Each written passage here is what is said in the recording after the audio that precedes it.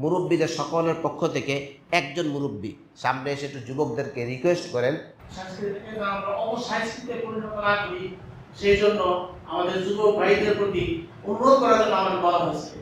আমরা সকল মুরব্বীদের পক্ষ থেকে এই পহেলা বৈশাখে আমাদের এলাকার কোনো যুবক ছেলেরা কোনো ধরনের গান বাজনা, দেশীয় কালচার অবশ্যই আপনি উদযাপন করবেন, কিন্তু দেশীয় কালচারটা যেন ধর্মকে জবাই করে না দেয়, ঠিক কিনা ভাই? দেশীয় কালচারটা কি হইতে পারবে না? ধর্মকে জবাই করতে পারবে না।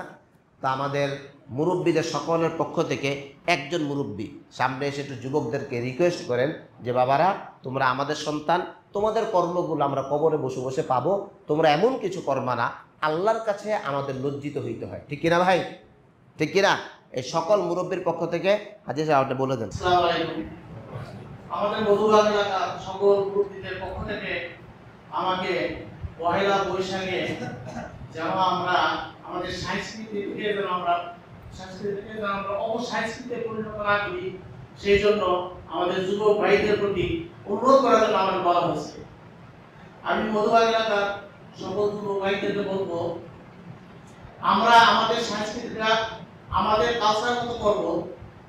আমরা যেন বহির্বিশ্ব বা অন্য কোনো কালচারকে টেনে না এনে এটাকে অপসংস্কৃতি হিসাবে পরিণত না করি, এই অনুরোধ রেখে আমি আমার ইনশাআল্লাহ সকলে ইনশাআল্লাহ বলি।